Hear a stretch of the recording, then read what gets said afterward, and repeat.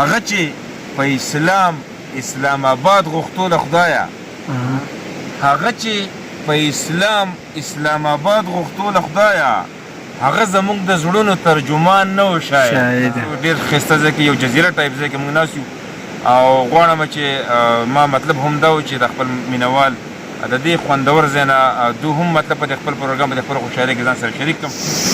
اعوذ بالله من الشیطان الرجیم، بسم الله الرحمن الرحیم. جی مینوالو، حمید الرحمن همدرد یم.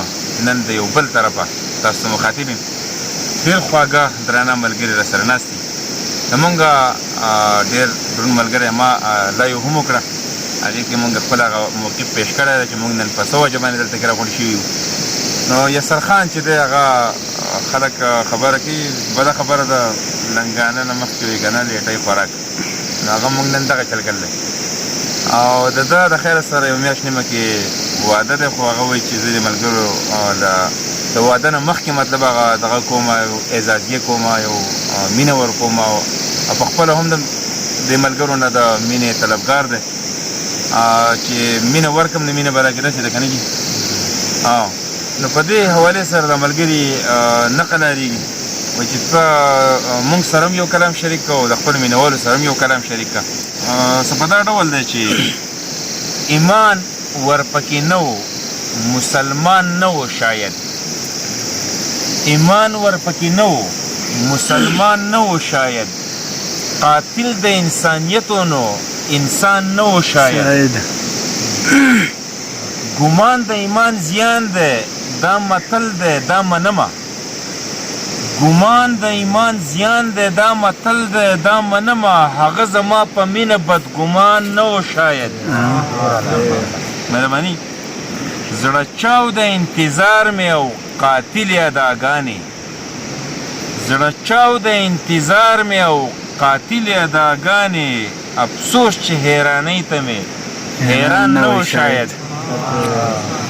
او جهان پیدا کړی د یو مخ له برکته، جهان پیدا کړی د یو مخ له برکته. که نه وی کائنات کې به جهان نه و شاید. او دیدن که د اشنا مې هم د سر په بدله شي، دیدن که د اشنا مې هم د سر په بدله و، خو مینې لیونۍ ته دومره ګران نه و شاید.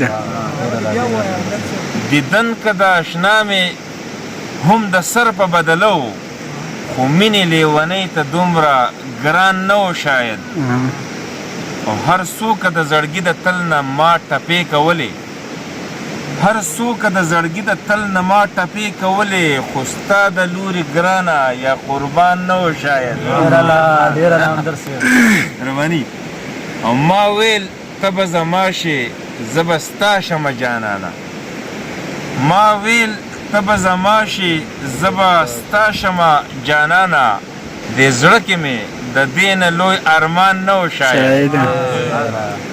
او هغه چې په اسلام آباد غوښتو له خدایه، هغه چې په اسلام آباد غوښتو له خدایه، هغه زموږ د زړونو ترجمان نه و شاید.